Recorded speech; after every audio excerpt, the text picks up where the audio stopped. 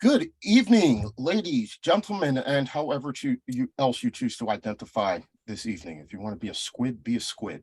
Um, if you can hear my voice or see my face, you know that it is time once again for the worst 120 minutes or so in all of sports. That's right. I'm Mike, and it is time for the Too Many Guys Soccer Show, and we have a packed show as always this evening. I'm joined as I am each and every week by my faithful partner in all things podcasting, producer Stead. How goes it this evening? Going well, going well.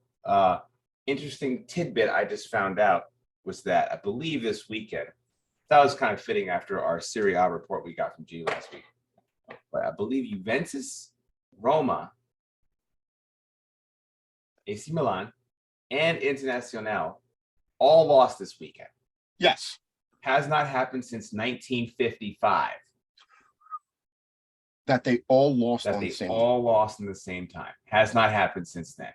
So if you were with Doc Emmett Brown, you go back to the future, you end up in 1955, where that movie takes place. That is the last time all four of those clubs lost on the same weekend. So in honor of that, I'm going to rock the AC Milan jersey. I don't have that many jerseys. I still need to eventually get some more jerseys, but I'm going to rock the AC Milan kit today in honor of the top four clubs of all time in Italy all get bounced on the same weekend. Pretty crazy. The Juve loss to Monza was pretty spectacular. Absolutely. I mean, this was a team that we talked about last week with G that was like rooted to the bottom end of the table and not looking real good. But beyond that, it was an interesting week all over the place. Some of which we will get into later. We'll be joined by Bayern Rob eventually. I went up to Baltimore this weekend to his place up there. It really is a good time. The Bayern supporters bar up there is in a beer garden. They had liters of the Weissen pretzel beer. Yeah, I'll be able to get up there this year. This year, I'll definitely be. My schedule is about to get a lot lighter, so I'll be able to get up there this year for one of those. Yeah, it was pretty special. You got to watch those liters of beer, man. Oh yeah, I'm sure. I'm sure. They go down way too easily. That German beer slides right down the gullet, man. It's really easy to enjoy those. It goes down way too easily, and it's all of a sudden it's like, wait a second, I can't order a fourth one. Yeah. Then I'm consuming the better part of a gallon of beer, and that's a bad move. Yeah. But Bayern lost again for the second year in a row to Augsburg. Yeah. And they just cannot find the net in the Bundesliga. And then Celtic with the surprise loss after 364 days. 364. That's awesome. 364 in the SPFL without a loss, in the Scottish Premiership without a loss. And they go down 2-0 away at St. Mirren. Of course, Celtic Cam won't be on tonight because he is quote unquote traveling. Yes, of course. I don't know if he could handle going on and talking about that after that, but it was an interesting game, especially after Celtic looked so good in the Champions League away. It was unfortunate that they only picked up a draw midweek in Poland against Shakhtar Donetsk. That was by far the best away performance by Celtic that I can remember in a long, long time. Rangers, of course, going down, Hearts going down. So that wraps up Scotland in Europe. Another weekend without Manchester United. Their game against Leeds was one of a handful that was canceled. But Arsenal played Stead. Yeah. Got a little bit of revenge against Brentford for that loss last year. Absolutely. Took a dig at Ivan Toney with his "great to have a kickabout with the lads" Yeah, tweet. that was They kept the perfect. I Kept the love receipt. Yeah, kept the receipts I on that one. love Yeah. that they kept the receipts on that one. Yeah, that was a really good game. Primarily because it wasn't the most beautiful game in the world. But again, one thing that Arsenal has been really struggling with is that they are actually winning the games they're supposed to win. And that is really the most important thing. Win the games you're supposed to win. Let's just start there. That'll really do well to set you up for top four. You also still have Gabriel Jesus really, really emerging as a leader of the team, a true leader. But I really want to give the most props to the absolute turnaround you've seen from Granit Xhaka. Remember, this was a guy who was out the door, and fans didn't support him. He was stripped of his captaincy. He was done. And he took his medicine. He stayed the course for another season. And then it was predicted that he was probably going to get sold. And he didn't get sold. He didn't go to Roma. And he re-signs a long-term contract immediately. And you're looking at this going, you got to wonder, was that initiated by Granit Xhaka? Was he like, maybe I should go somewhere else and not the team? Because Arteta clearly trusts him and sees something phenomenal in him as a player. And then to move forward, you're looking at now, he's putting in some really solid performances. And his teammates are looking to him for leadership throughout the game. It was really great to also see that. Oh, hello. We got Yves somebody is gonna mute. Yves got it. He had to mute, but okay. He got it. Let me new guy coming. Yeah, I'm gonna get a mute in there. But on top of that, though, one thing I saw this weekend was after Saliba scored and the team is really hyped up, and you see him and Jesus basically get everybody go, okay, great, we got a goal. Get back to work. Stay focused on the task at hand. Let's not get ahead of ourselves here. That's what I'm talking about. This is a different club. Haven't seen this kind of club in a very long time. We used to talk about Arsenal not having that player who puts their foot in the ball, who says, you mess with him, you're going to mess with me. It's now Granit Xhaka. And I never thought it was going to be Granit Xhaka. It's Granit Xhaka. Mm-hmm. And he's Nostal, though, but he's not getting bad. He hasn't gotten a bad yellow card. Of course, I'm probably jinxing it. Probably will this weekend. But he hasn't gotten a really bad yellow card in quite a while.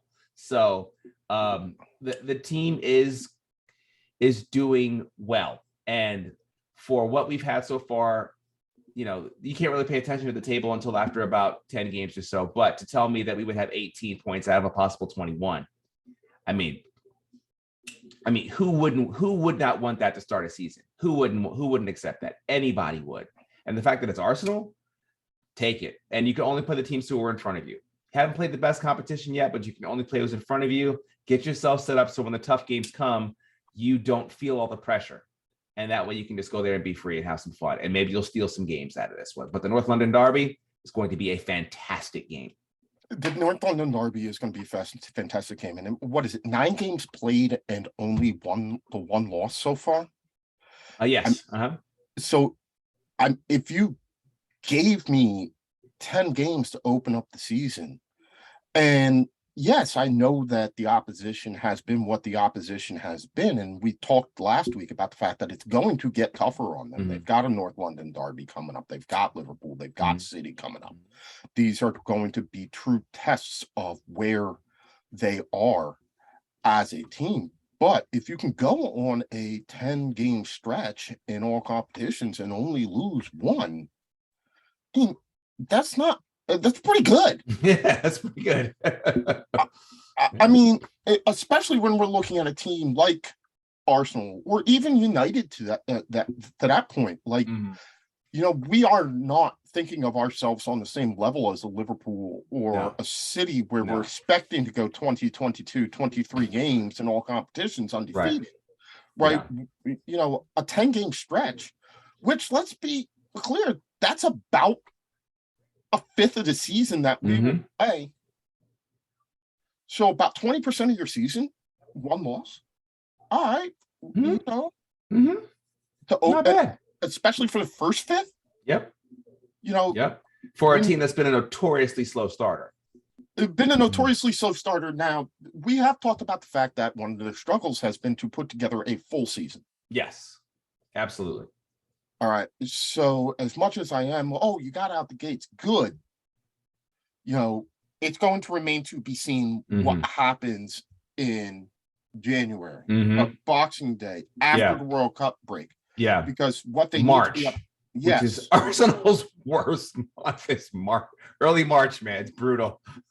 Because we've definitely seen this over the course of the last decade. Yeah, absolutely. Where they've gotten off to a great start to a season and then tailed off in the end. Well, they'll have a great chunk, and it's usually in October. And they'll get this October, November, December chunk where that'll probably be the 10 games. Hopefully the 10 games that we're talking about here, it's not just what the 10 games used to be in October, November, early December. That's just shifted to now August, September, and October. So hopefully that's not what this is, and this is actually a new regime here, a new system. Because it's that's what repeatedly happens. But we have not had a player of Gabriel Jesus' status since probably Alexis Sanchez, and I would even say. I think Jesus is better than Alexis Sanchez. So he's certainly younger. Yeah, I just think his play without scoring goals is excellent for a number 9. It's very, very, very well. It's very good. What he does to opposing defenses by simply being there is excellent. It's excellent. I mean, he even if he wasn't a star on City, he clearly learned significantly from those who were there before him, mainly Sergio Aguero, who I've always had the utmost respect for as a striker.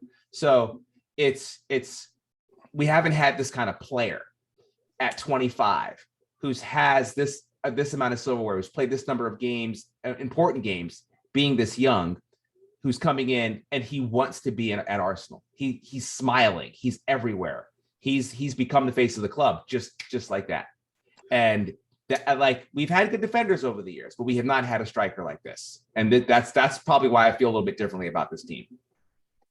I think that it's also important to note, like you said, he wasn't a star or he learned a lot when he was there, but he's able to come into this program now and play with a certain amount of freedom because he doesn't have that anxiety, right, of a missed opportunity here, a bad practice, a bad game, a flub line, right, can automatically be on the bench, yeah, and then you may not get back on the field, right. He's also not dealing with the situation where you almost felt perpetually since he got there that they were trying to replace him. Yes, absolutely.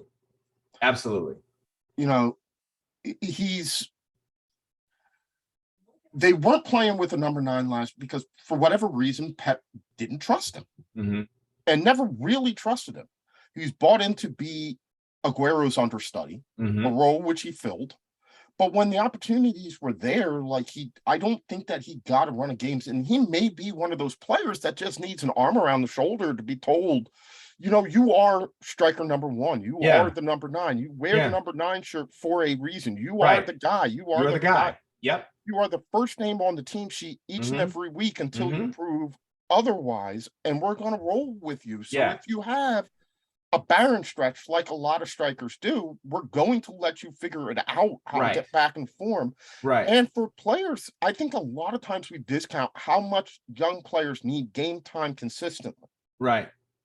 And we're in such this win now mode that, sometimes players are going to need to work through it. Even the best hitters in Major League Baseball have slumps. Yep. But you got to keep putting them out there. But look, is he scoring 8-9 goals? No. Now let's eliminate Erling Haaland because what he's doing is completely. Let's just take care of that. But you still have Harry Kane, Ivan Toney, Alexis McAllister, who all these guys have 4 goals, but so does he. He's got 4 goals, but he's got 3 assists. So he's clearly playing outside of the box. He's not sitting there at the center forward position just waiting to be fed the ball. He's tracking back. He's playing out on the wing. Because one thing he showed at City when Pep did stick him out there, he can be quite productive on the wing. So you now have this attack where you don't necessarily need to make sure that you give Bukayo Saka the ball on the wing. They can switch out. They can roll in. We've seen the fact that granted ESR is hurt, but when he comes in, he provides a bit of a spark, and he's a bigger, kind of a thicker boy who can come in there and cause some havoc as well. But he can put Nketiah in and keep Jesus in the game. So those are all things that are just exciting from a fan perspective. It's like, okay, this looks like something that's going to be positive. It's going to work. And now, are they going to win championship? I mean, who knows, but this is going to work in the long term. But it's a project. We talked about the fact that they're one of the youngest teams. Yeah, but it's ahead of schedule. This is ahead of schedule.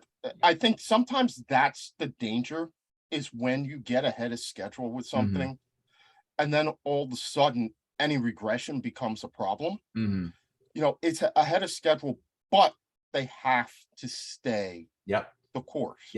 Don't get ahead of yourself. You're right. You have to stay the course. Don't think that, all right, we're ready. Champions League, like, whoa.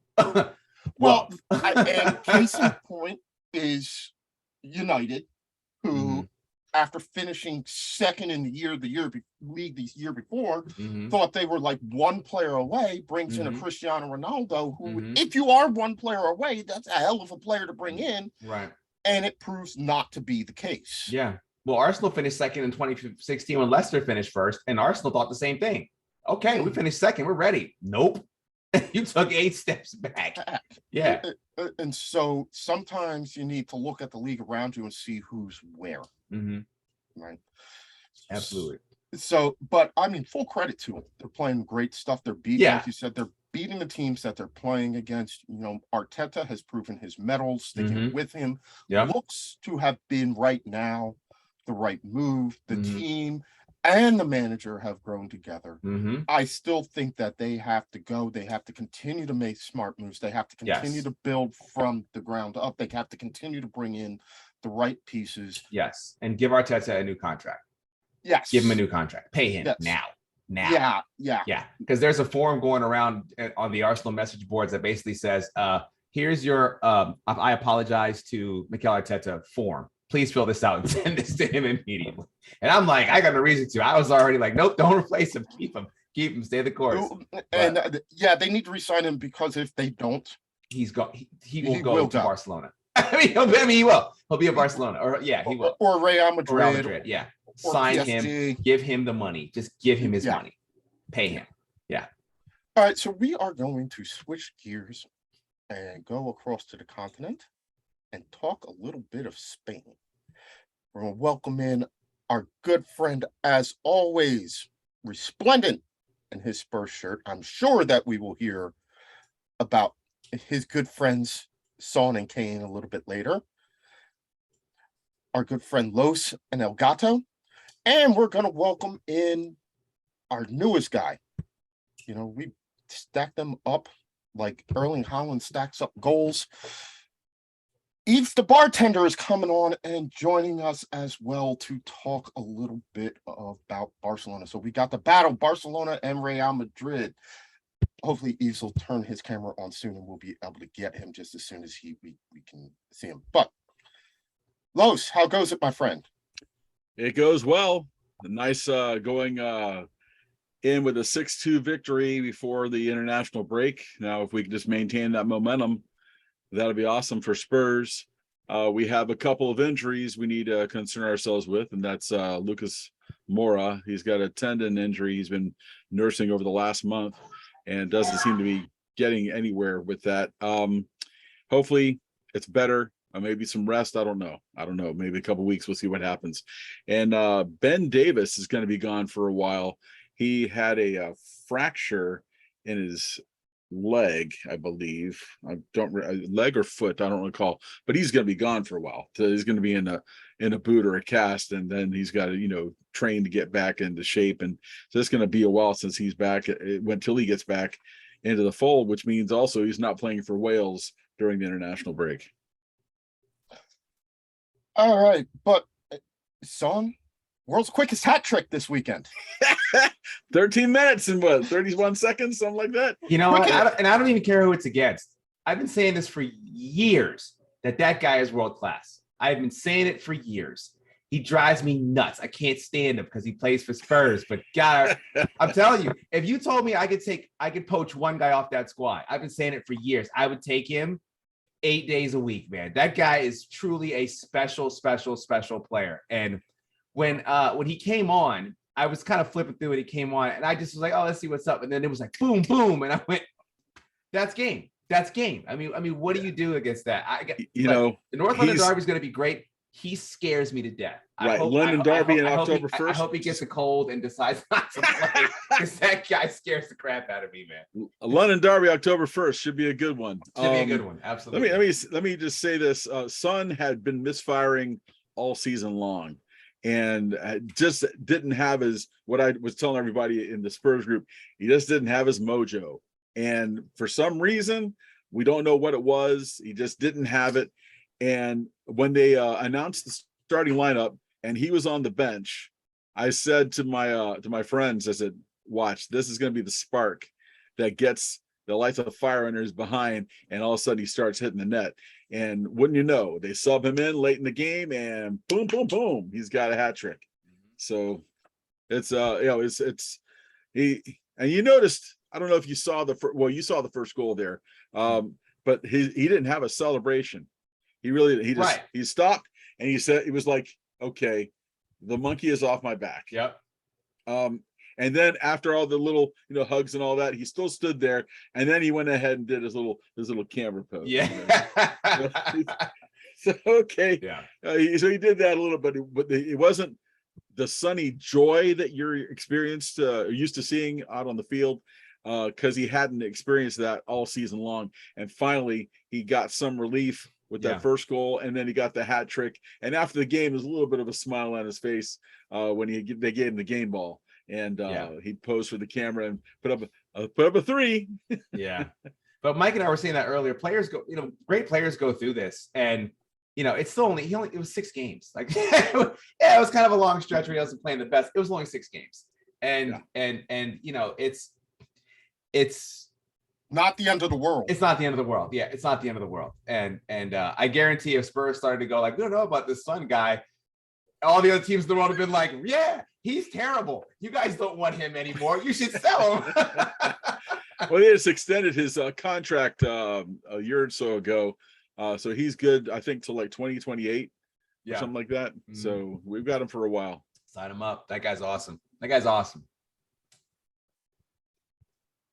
All right. So, Yves had to move for a second so that he could get a little bit of less background noise. So he'll join us shortly as soon as he gets situated, and that's fine. I want to get him on because the bartender said he has a specialty cocktail for us tonight, and I'm interested to see what this one is. Okay. But as you were at the top of the La Liga this week, but some controversy going on in the Madrid derby. Atletico basically telling Vinicius Jr., we don't like that celebration. You look like a monkey dancing around. And then the allegations of racism and then some racist chanting. I think Los just froze. Yeah. Oh, no. Did I? Oh, your screen froze. We can still hear you. So that's the important. Okay. Well, let me kill the camera then and see if it'll come back on. Probably back on.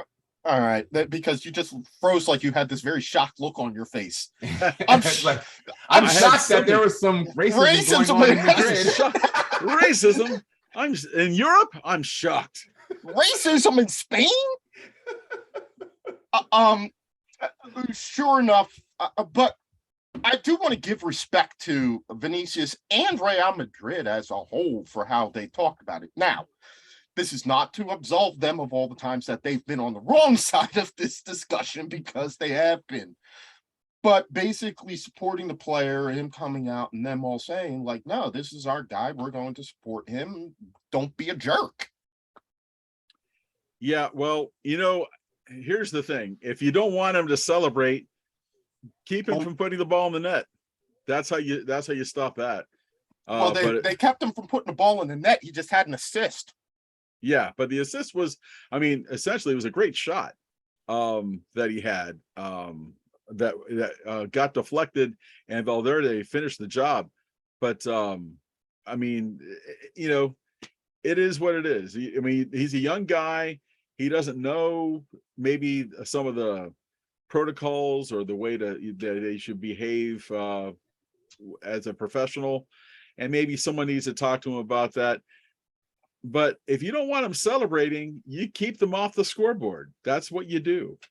So they're going to celebrate. They're going to celebrate. I got no problems with celebrations as a whole.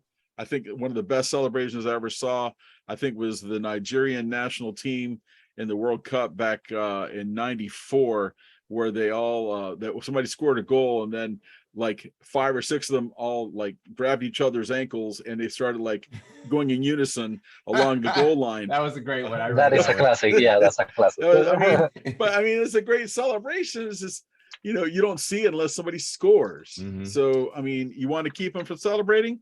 Don't let them score. Mhm. All right, we have Yves now. Yves, the bartender, welcome to the show. Guys, I'm going to restart and see if I can get it back on here. All right. Okay, cool. All right. How you doing this evening? Hey everyone. Good.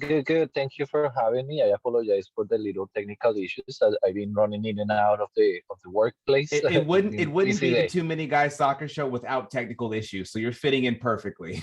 Yes. I'm glad to start with the right food. Yeah. Yes, you are fitting in automatically. So before we get it, Yves, I need a specialty cocktail for this evening. What do you have for us? Well, having in mind that we were just covering the Clásico from Madrid, I think that we need a classic drink, and nothing classicer than a Rob Roy. Rob Roy is a variation of the Manhattan, but it's with a Scotch. I'm personally a Scotch drinker, and I don't know if you guys like Scotch, but that's my favorite thing. I still can drink more things, but that's definitely my liquor. All right. And To make a proper Rob Roy, what do we need? it's super easy. Basically, you just need sweet vermouth, which is French fortified wine. You need scotch, you need ice, and a dash of bitters. You don't need anything else. It's very easy to make. You just pour basically the ingredients over ice and stir it gently in circular motion, just to make everything blend together in a very slow manner. You don't shake Rob Royce because it's not something that you shake. It will create like bubbles and different consistency.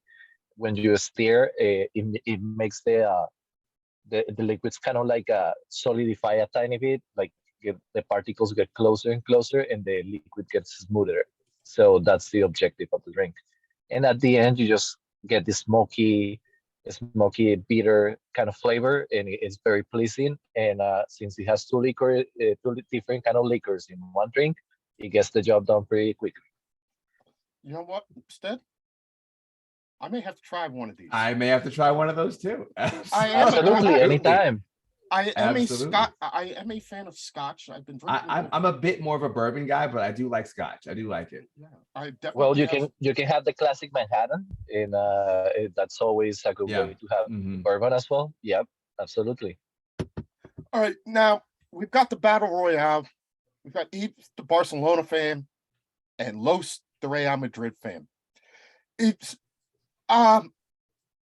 we have talked a lot, you and I, about the situation at Barca. On the field, look, it was another win. They're keeping pace in the league.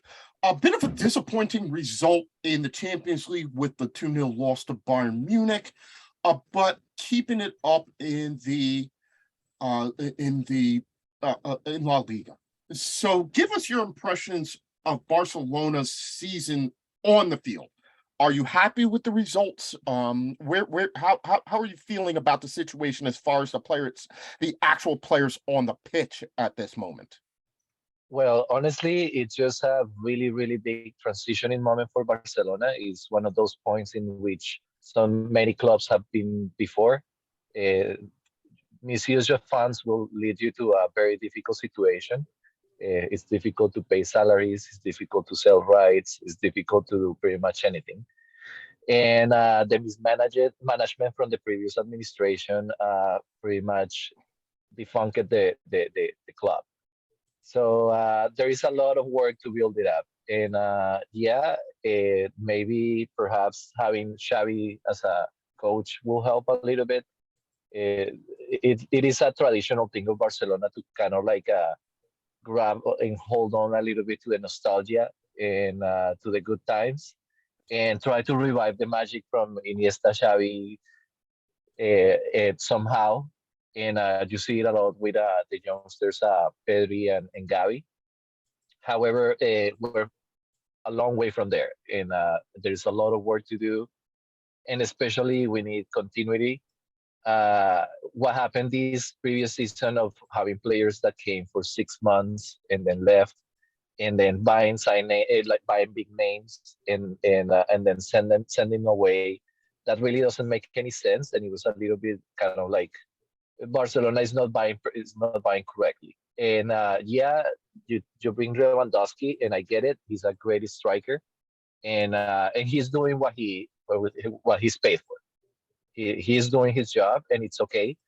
But I think that maybe perhaps this should have gone in cheaper options, in a way that they had to get rid of players in a less embarrassing way, at least, and more respectful, at least from the side of the understanding that these players are human beings as well, and they have to move and pack up their lives and move to new places every time that they get hired by a club. And this affects, of course, the development, or like the transition in the field as well. The personal life will always affect the performance of anybody in the job. That's just how it is. And so yeah, we just need there's a little bit of positivity, because yes, as you mentioned, the Liga, there are some results, and but this is a long way to go, and definitely we're far from being competitive in international competitions, and it's obvious. It's very obvious. It is a good idea. It is a good experiment, and it's very interesting, the concept that Xavi has been bringing, of having like a Barca A minus and then Barca A, and then he tries to rotate the players in a very aggressive way. I must say as well that sometimes it is good to give time to the new players, but in its moment, Messi said that he got to be who he got to be because he had Ronaldinho next to him. So They got to play together. Yeah. But Exactly. clearly something's working there, because, like it or not, they've given up one goal in La Liga this year. One. That's Yes, extraordinarily and I get it. impressive. But we're talking about La Liga. La Liga is not as competitive like as the Premier League. Yeah, You know that I agree, but one goal is one goal. That's pretty good. I mean, yeah, Real Madrid's giving up 6. and So. that actually, yeah, that is actually very good. Defensive wise, we still have a lot of work to do, but it seems that Ter Stegen is coming back to his rhythm. It was very difficult last season for him. It was very difficult recovering from the injury and coming back and losing confidence. You lost. He kind of lost a lot of the safety that the German the goalies, the German goalies have, that they normally are good with their feet. They're confident coming out and helping the team as the last guy. But with Ter Stegen, he lost a lot of that, and we see him not doing as many fabulous, like fantastic plays as he used to make, and fantastic saves. And at the end, you can always talk about a goalie, but the defense is the main reason why a goalie is tested. So it's not always just the goalie. All right, Los. Meanwhile, Real Madrid just continues to tick over with all the precision of a Swiss watch. 6 wins, 18 points, won all 9 matches so far in all competitions this year. They're looking good. They are ticking like a Swiss watch, no doubt.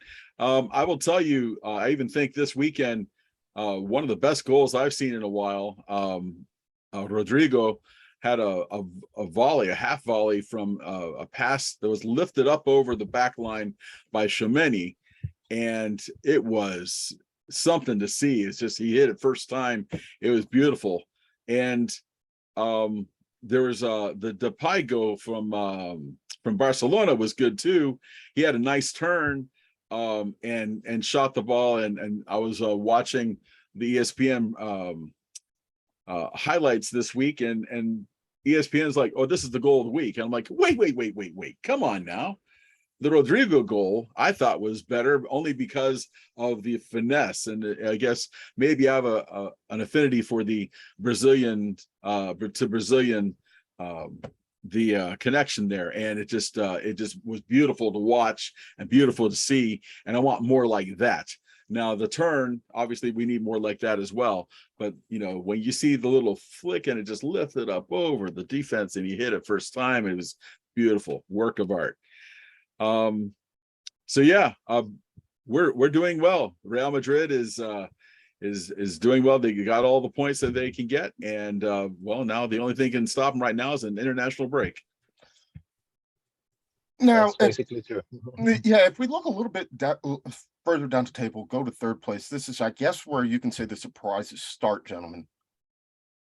What is Manuel Pellegrini doing right at Real Betis, where they have won 8 of their first 9 games? They do it in a variety of different ways. This weekend, they beat Girona. Yeah, they beat Girona 2-1. Yeah, Girona's manager Michel got sent off in the 21st minute, so you can tell he was upset about something. But they were winning, I think, or it was a draw, I think, at that point, maybe 1-1. Yeah, they went off the rails, and I think so did Girona, and that's how Betis came about to go ahead and take that match this weekend. Yeah, they're doing something right. I mean, you got to play the competition you have in front of you, and so right now, 6 games in, and they're playing well. It is a long season. Still got 32 to go.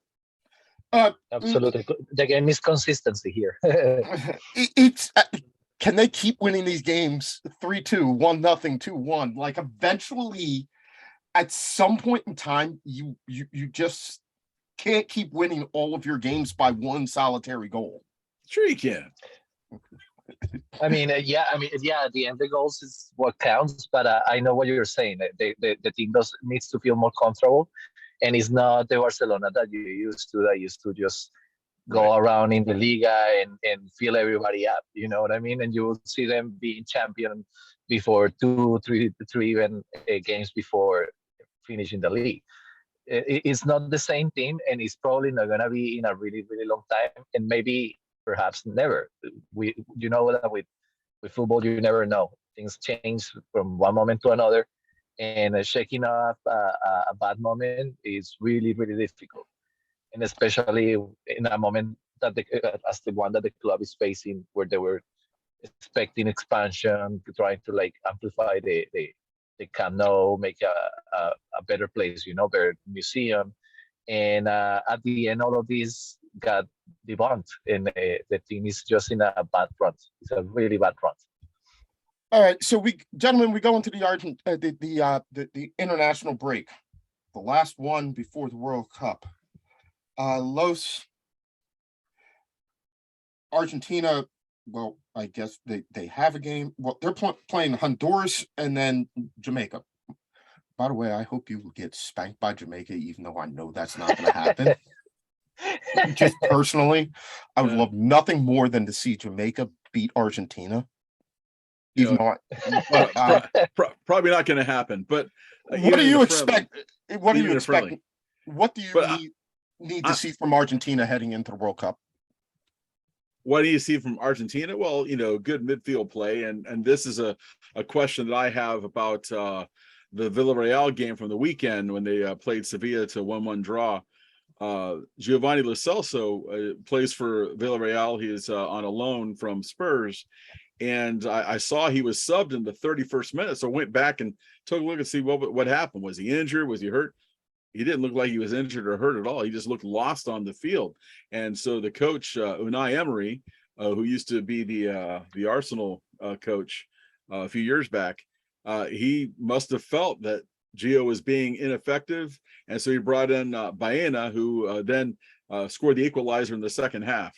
So They were looking for something. They were down 1-0 at the time, and he was looking for something to go ahead and change what was happening in midfield. So he brought in a kid from like the under 21 Villarreal team that he happened to have on the bench. It was a midfield from midfield sub, and it kind of changed things a little bit, and Villarreal went ahead and tied the game. They also put on a late push at the end for a winner. Several attempts on goal in the last few minutes. Nothing was fruitful, but so they ended up in a draw. But that has me concerned for Gio Lo Celso and what he's going to do for Argentina and the World Cup. That's a big question mark. Because I really liked some of the play he had for us at Spurs. He didn't quite develop into the player that we wanted him to be, and so we brought him to went and loaned to Villarreal. And I thought anyway that toward the end of last season, I think he was on another loan earlier. I think toward the end of last season. Anyway, I thought that he was starting to come into his own. But apparently, I don't know. He just looked kind of lost in the short time that I saw the match, the Villarreal Sevilla match. The little I saw, he just looked like he wasn't where he needed to be. He didn't know where he was supposed to be. He just looked kind of lost out there. Needed GPS. Yves, Colombia not going to the World Cup, but they have a couple of friendlies coming up against CONCACAF opposition. In Guatemala, and then one against Mexico. What are you hoping to see from a Colombian team that's kind of in a transitional period, rebuilding as they look to get back into a position to qualify for the World Cup? Absolutely. I think that these are moments to start trying new players, especially because a lot of the players that the team keeps calling are the same ones that went to World Cup 2014. And 2014 it's been a long time, not the same players are not in the same conditions. You see what's going on with James Rodriguez. He had a very challenging career. He was doing okay in his first season in Real Madrid was amazing, but then he was not consistent, and he has a lot of security issues. At the end, he also has like a speech issue. I think that something's going on there. So that makes him a little kind of insecure personally, and you can tell that in the field. And Falcao is not the same, and he's too old. He's not going to be coming definitely to the next World Cup. So right now we need to focus on that, on trying to get those new players that are starting to leave Colombia just now. Colombia is starting to make really good relationships around the world, especially with the Belgium League, in Europe mostly in these days. A lot of it in Argentina. Mexico is becoming big again for Colombian soccer players again. So hopefully we're gonna get a little bit of international experience all around. That's what makes a team work at the end. A league like Colombian's league is very poor. The teams don't have a lot of money, so the quality of players that you see are not very good. So you definitely need to pick them the farthest from home that you can in this situation. All right, gentlemen, thank you very much for coming on. We got a little bit of international football. We got a little bit of club football. We got a little bit of La Liga in there. I got a little bit more La Liga just for the Coach G Getafe update. Oh, yes. We almost forgot about that. Can't go without saying what's happening with Getafe. They won this weekend against Osasuna, who was up in the top 4 at one point, and now they're number 5. Getafe is only 3 points from safety. They're like 14th. Their first goal was against the run of play. That lets you know how that game was going at the time. And Osasuna had one of their players, Ezekiel Avila, red carded, straight red, after VAR went ahead and saw that it was the referee gave a yellow card. That then he saw on the replay how the studs had gone from the top of the sock through the shin guard down the front of the guy's shin, and the referee said, "Oh no, that's got to be a red." And so he went ahead and sent off Ezekiel Avila. But I mean, Getafe wasn't without their own problems. They had a sub, Luis Milla, in the 63rd minute, got a caution in the 64th minute, and then got his second caution in stoppage time. So I mean, they're not they're not where they need to be. Yeah.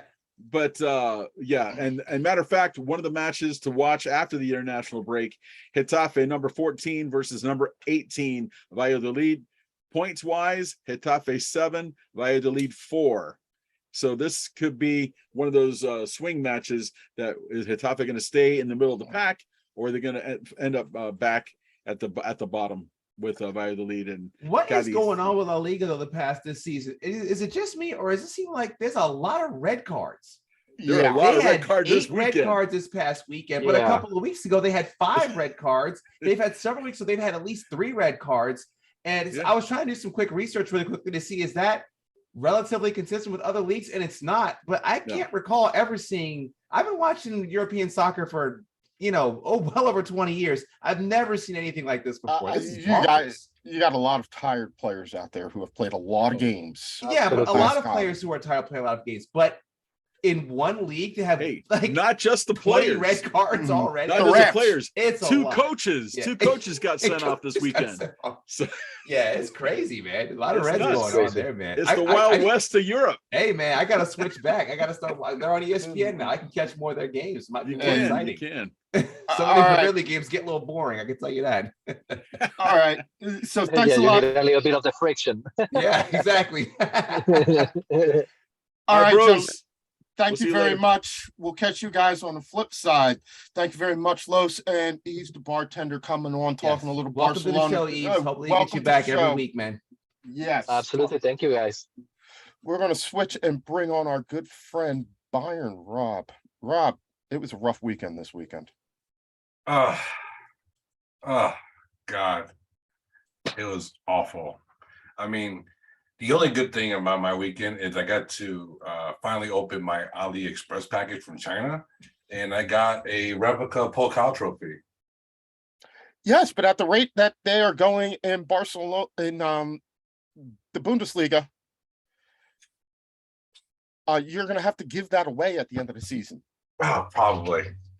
Oh, man. They're giving me agita at this point. And now, in good old-fashioned FC Hollywood, it's just like the tabloids are just going nuts. The players don't like this. Kimmich is upset because he had to play right back for a little bit. The taxes are not working. Nagelsmann's on the hot seat. It's like, and then look, there's finally is a nice little race here. Union Berlin doing well, but the tabloids, the papers cannot, and the Twitterverse cannot stop talking about Bayern Munich.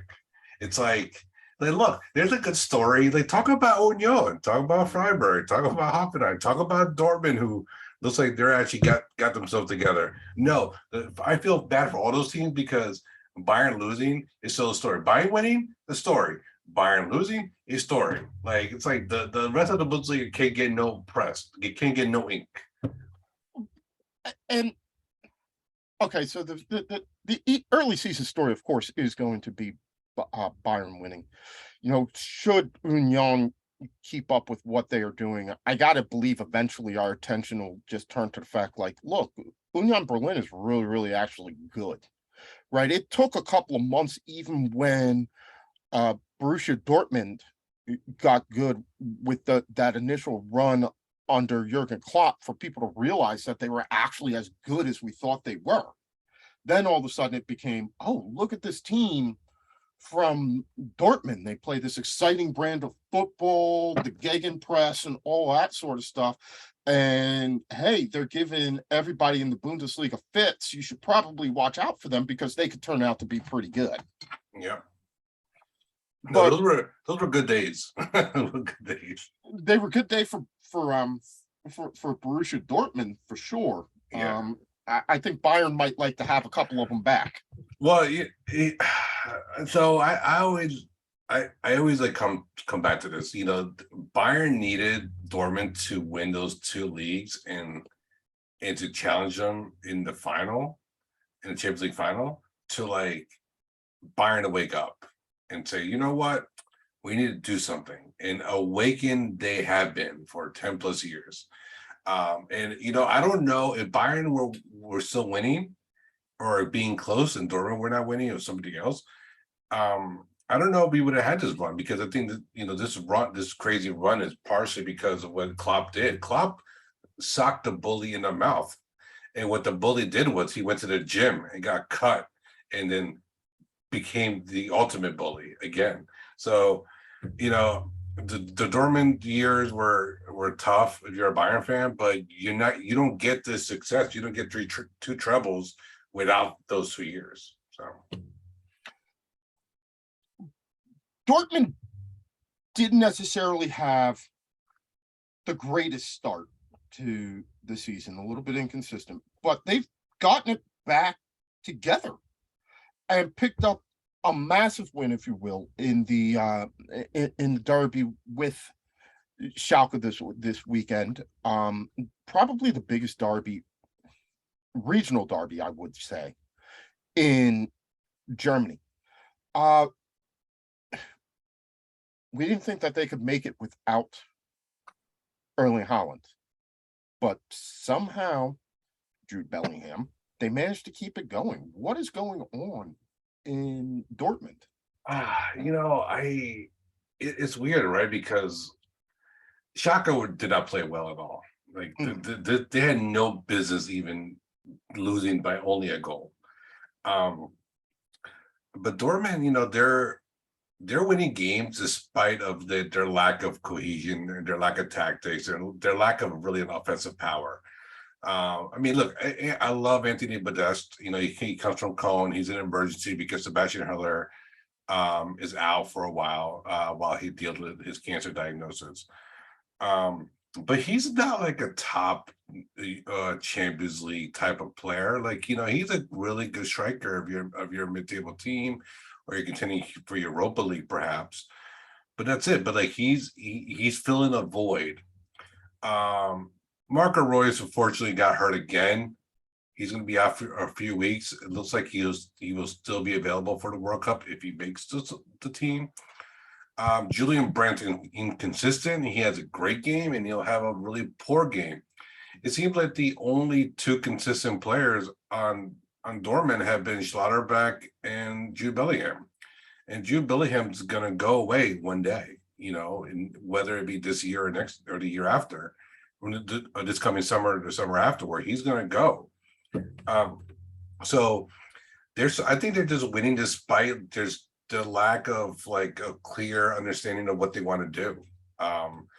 You know, honestly, they're so much talented at Schalke. They should have won 3-0. But it didn't. They won 1-0. And it took the sub of Mokoku to do it.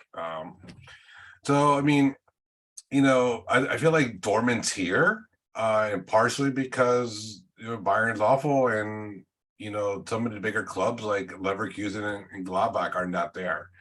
And you know, and I think they contend with an Hoffenheim, a Freiburg, a Union, per se. You know, they're on that level and one of the top teams. But you know, man, Dortmund, man, they're picking up points when they need to, which is important. Hopefully, you know, Eden Terzic needs to get his act together, needs to figure out a game plan and for them to play. And then I think they'll do better. But you know, they're picking up goals and wins and points while they figure themselves out. So Bochum did something we didn't think that they were going to do this weekend. They actually picked up a point. Yeah, and it was against poor Cologne too. Our shame. Mm-hmm. How shocked should we be? A little bit shocked. It's a shame. And you look, like it took Cologne all the way to the freaking 80th minute to tie it up. All right. Cologne are better than that. I'm sorry. I know you're playing Europe this season, but like they're so much better than Bochum. Like you know, like if you're a Cologne fan, this game frustrates the bejesus out of you. Getting 3 points on a road is crucial, and when you are playing a team like Bochum, you need to get 3 points. And then the fact that the one goal you gave up is an own goal. It's just maddening, so this is a match where there is, when you look at it, you go, you know what, this team has utter is preoccupied with another competition. They're playing Europe and they don't have the depth to do both well.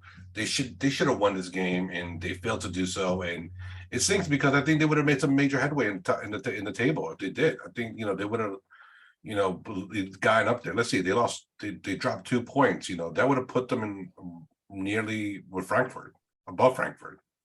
So it's a shame. It's a darn shame. Bochum, I know. Look, they fight. As Bayern and Bochum are friends, our fan clubs and ultras are friends. So we have a soft spot for them, but sadly, they're just not this season. They're not up to snuff. And then when they come back from the break, they have 2 weeks to figure it out. When they come back from the break, they play Leipzig, and that's not going to be easy either. Elsewhere, all the fanfare about Marco Rosa's return to Mönchengladbach and how he was going to reinvent RB Leipzig, especially after picking up the win against Dortmund last week. This week did not go their way. One can excuse them for losing 2-0 to Real Madrid. Real Madrid are the defending champions of Europe, and as we talk to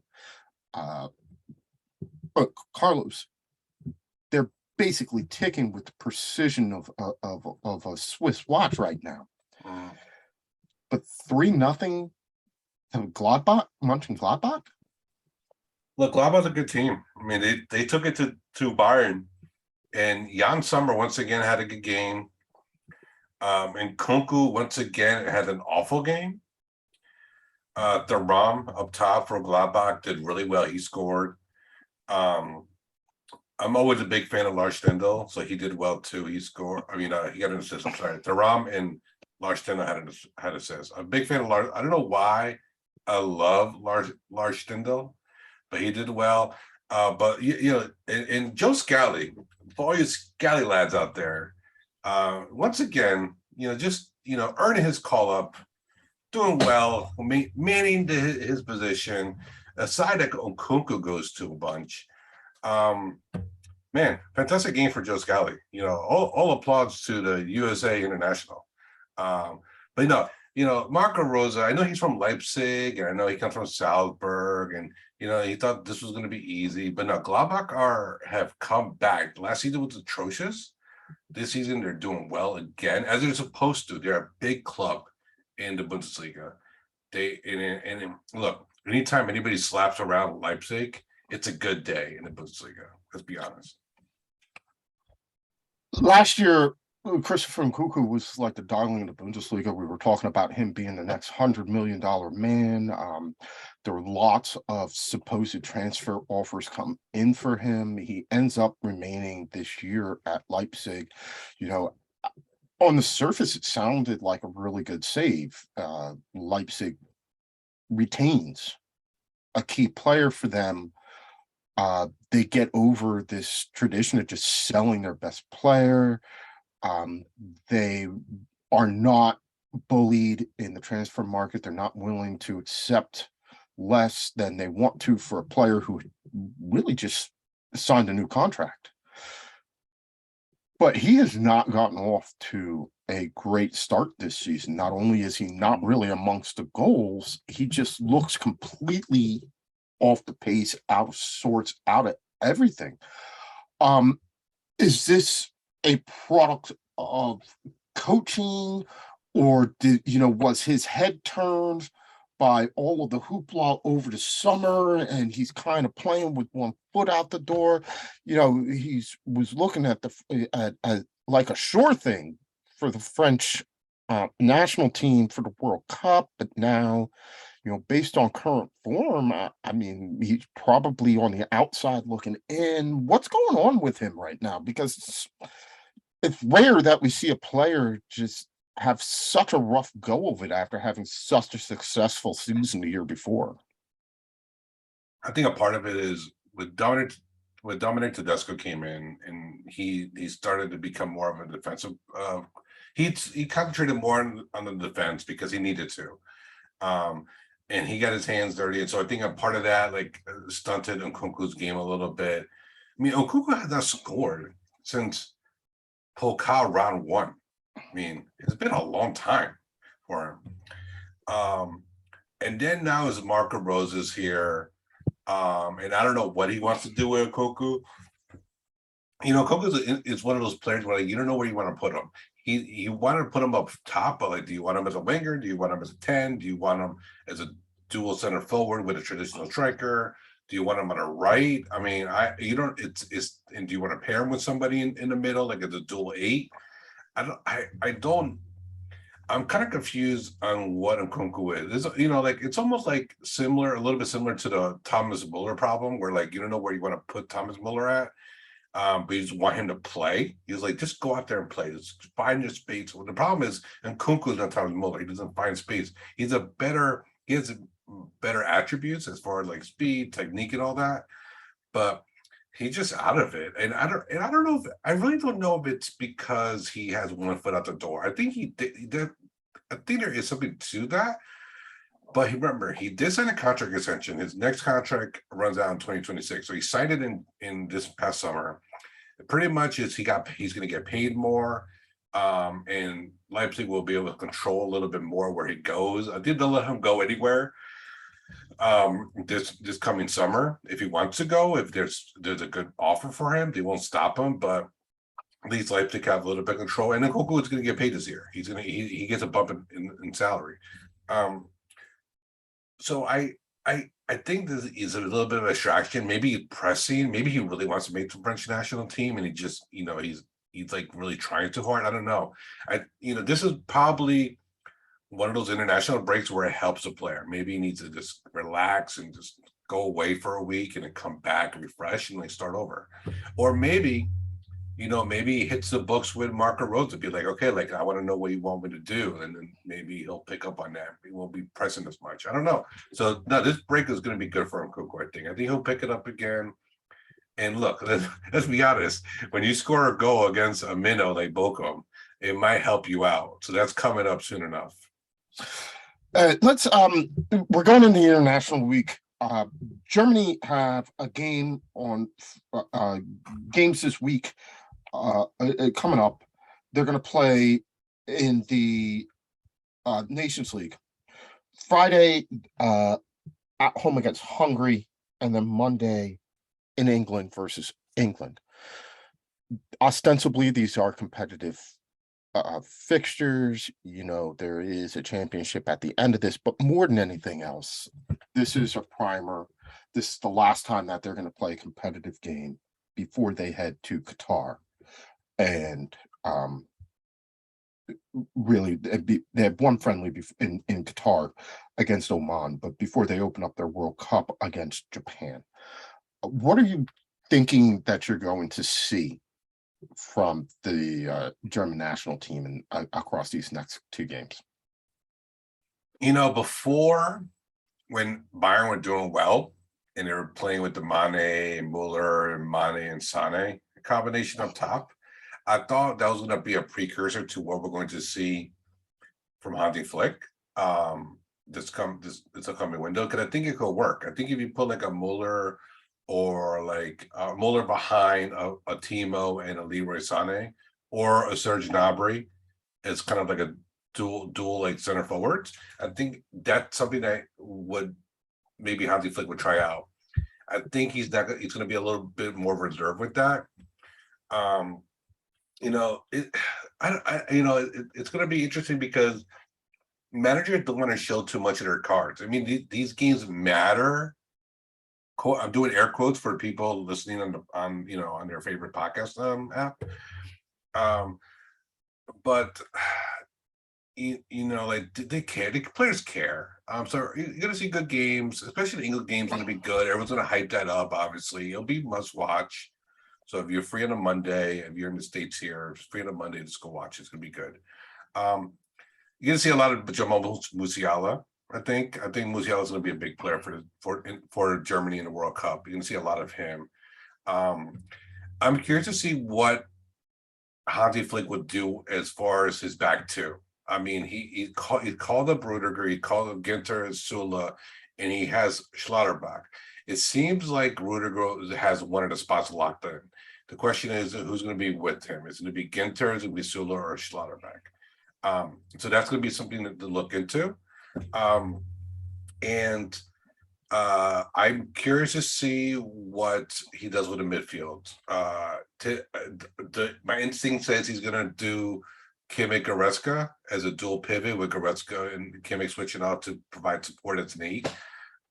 But, you know, Gundogan's always a good player there, especially against Hungary. So we'll see. I don't know. And I'm curious to see if Kai Havertz picks it up again, because he's been doing crap for Chelsea. And so hopefully he gets it going for Germany, and, you know, maybe he gets it going for Chelsea as well. All right, let's turn our attention to one of your other favorite subjects, the U.S. men's national team.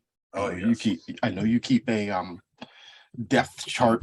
I wonder how accurate your depth chart was according to the call-ups that Greg Berhalter made for these last two games before the World Cup. One thing I noted, Jordan Pifo misses out either through non-selection or partially through injury, but he responded to his non-selection by going out and scoring a goal this weekend. So just to remind Greg Berhalter, like, yeah, I really am the lead man for the top team in the Bundesliga right now, so you kind of need to look at me. Yeah, I have a theory, and my theory is that Greg Berhalter knows what he's going to get with Jordan Pifo, aka Jordan Siebertschou, aka Jordan. So he doesn't need to see him. That's why he's down his roster, whatever. Because he called in Jesus Ferreira, Ricardo Pepi, and he called in Josh Sargent. I think those three are very similar to each other. How Greg Berhalter likes to play with a number 9. He pretty much he's calling those three in because, in my opinion, it's my theory, he's going to pick 2 of them. 2 of those 3 make the plane to Qatar, and Jordan Pifo is number 3 as far as the number 9s go. The reason is because I think Jordan Pifo provides a different option. Let's just say, you know, Greg Berhalter plays a certain way and it's not working, right? It's not working at all. You know, we need to switch it up. They need to do something a little different. Calling Jordan Pifo, play a little bit like in a way that he's used to play, the way Union play, a little bit more direct. I think he could provide, he could provide support there. He could do well there. So I think this is my theory. I think that's what was happening here. And so to me, Jesus Ferreira he's going into Qatar. Something drastic needs to happen for him not to go. The question is, does Ricardo Pepi go? Which, by the way, Greg Berhalter owed a lot to Ricardo Pepi, because Ricardo Pepi scored those 2 goals down in Honduras and possibly saved a job. Or does it go with Josh Sargent, who's like the hot hand here, but he's doing it in the championship?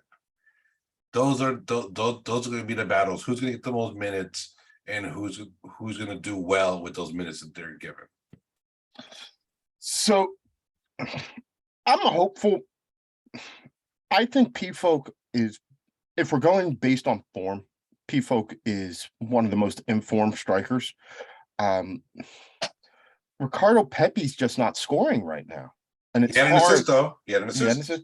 But it's hard to make the argument for Ricardo Pepi based on form.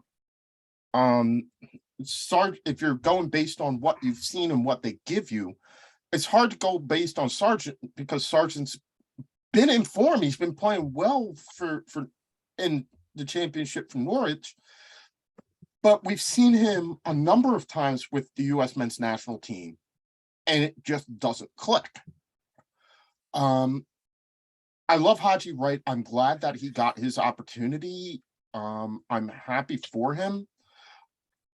I question the wisdom of bringing in somebody so late, who's basically what he's had like 3 or 4 games with the U.S. now. Well, how'd you tie on this roster? Yeah, but I'm saying I was saying like as an option. I know he's not an option. Whereas Jordan Pefok is in form. You have seen him. Maybe he hasn't lit it up for the U.S. men's national team the way that a Jesus Ferreira has or did at one point in time, or Ricardo Pepe did. But he certainly scored goals. I hope that you're right. I hope that he's saying, okay, Pefok gives me both. I know what I'm going to get. I know how he fits in the system, and he's informed. So I'm kind of, when healthy, penciling him in for one of the starter spot, and then I'm going to choose one of or two of Josh Sargent, Ricardo Pepe, and Jesus Ferreira, and we're going to go from there. Well, or I could be totally wrong. I could be pretty much Greg Berhalter could be stubborn. He's like, look, I play this way. I'm going to keep playing this way. I don't care if I'm down 2-0 to Wales. I'm going to keep playing it. This is what brought me here to the dance. I'm going to go this way. And he has said, Jordan Pefok, in not so many words, but he has said pretty much he does not fit into the system. The problem is, you have an expanded roster, number one. So that's going to help you bring in another striker, potentially another player around the roster here.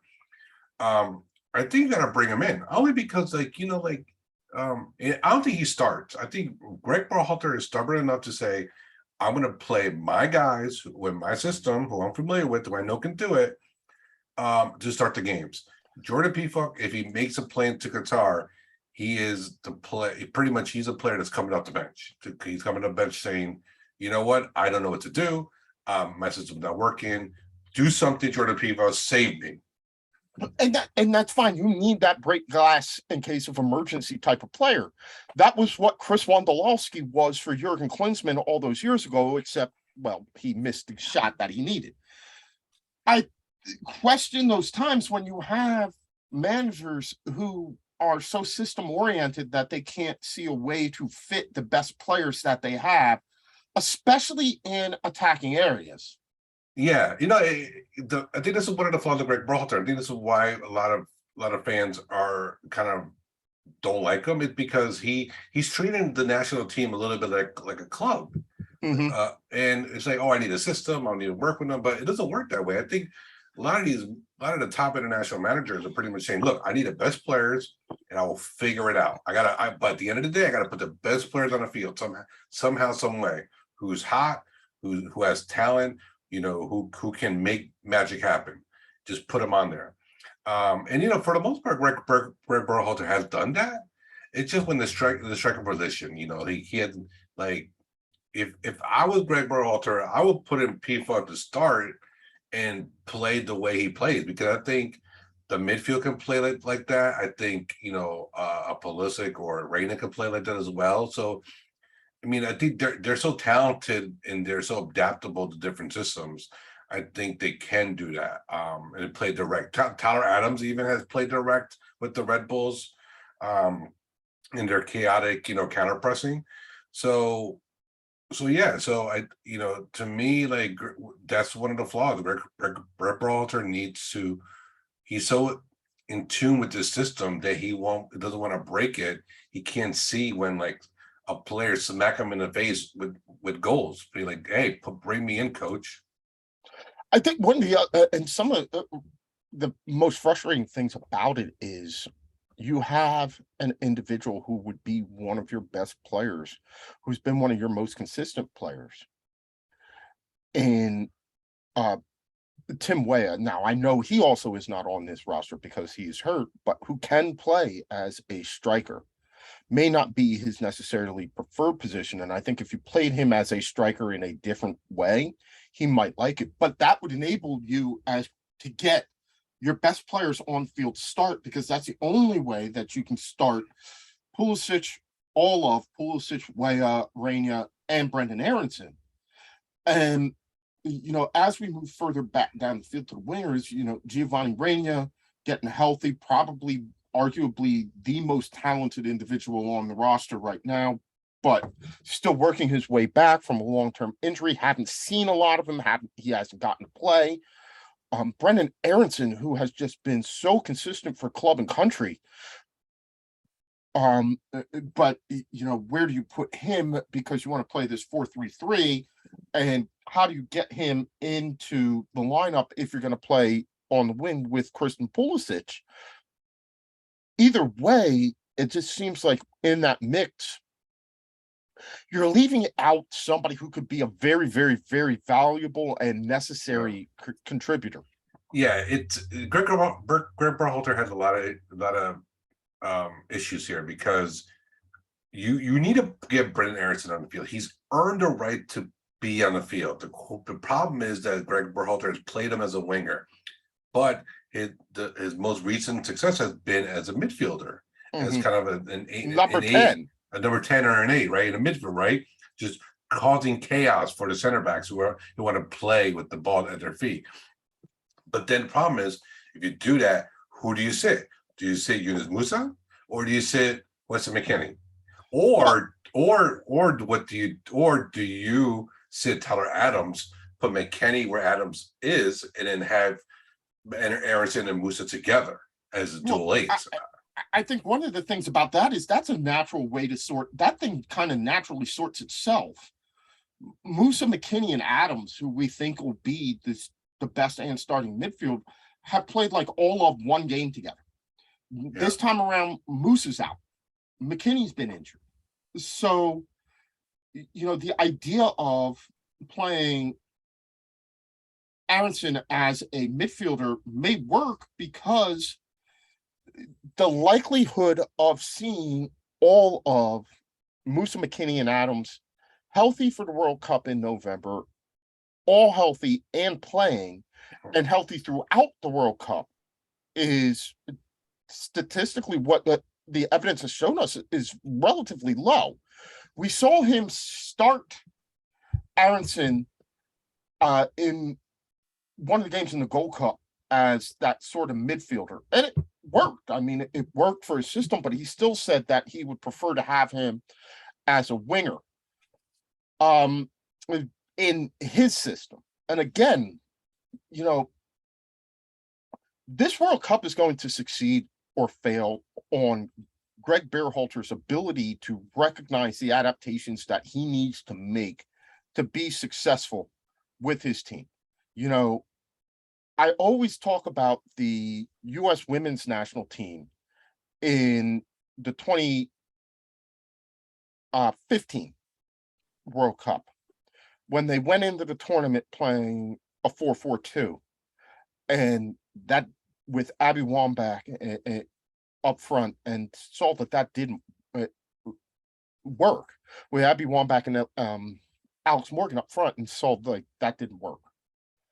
And Jill Ellis said, all right, you know what we're going to do? We're going to put our best players on the field. We're going to play the best way that we can. We're going to switch to kind of a 4-2-3-1 that'll give us Alex Morgan, who's more mobile and a better goal-scoring threat to start up front. That'll allow Carly Lloyd to play in a more natural number 10 position. They did that, and they absolutely then ran through the knockout stages doing that. Yep. There's going to come a point where Greg Berhalter is going to need to look.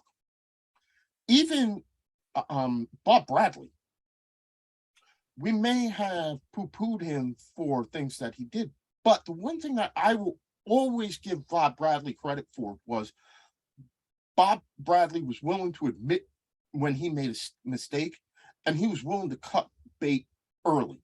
Like, it bothered me to no end when he made first half substitutions because he got it wrong, but at least he was willing to do it and said, okay, I want to see if Greg Berhalter is able to make the adjustments that he needs to make for this team to be successful. And one of the adjustments is going to be at some point in this tournament, you're going to need to change your lineup. You're going to need to change your personnel, and you're going to need to figure out a way to get your best players, your most effective players on the pitch all at one time, because that will be what gives you the best chance to win and to advance. And the issue, and that's going to be an issue when it comes to the fullbacks, because you have the one talent in Serginho Dest, and he's going to play the right back. The problem is your left back is kind of scarce.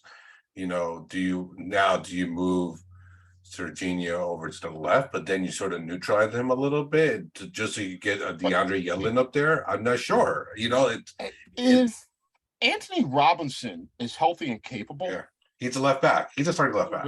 he's a left back. Yeah, And I think that's another one that takes care of itself. yeah. I'm just talking about for this window here. Anthony Robinson, or Jedi Robinson, I should say. If I hear somebody call him Jedi Robinson one more time, too many times, I'm gonna punch somebody. Well, you know what? That's his preferred name, apparently. So he's like, call me Jedi. I'm like, okay, whatever. Okay, But all right, Grogu. okay. Hey, look, Jordan Peaceful finally told us that we should call him Jordan. Just call him Jordan. You're like, you know what? Jordan. I'm like, okay, Jordan. For me. But we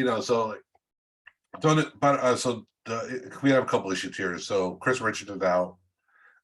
So that's not good. Cameron Carter-Vickers is out. Even though he got called up, he's out as well.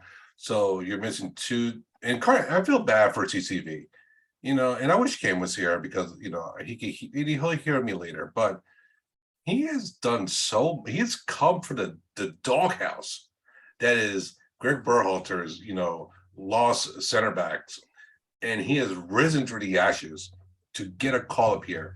The shame he's hurt, and you know what? You know what this tells me? He has an excellent shot to make the plane. He really, really does. He's earned that right. I know it's the Scottish Premier Football League is not the EPL. I know it's not the Bundesliga. But he is also showing it. And sorry to cut you off.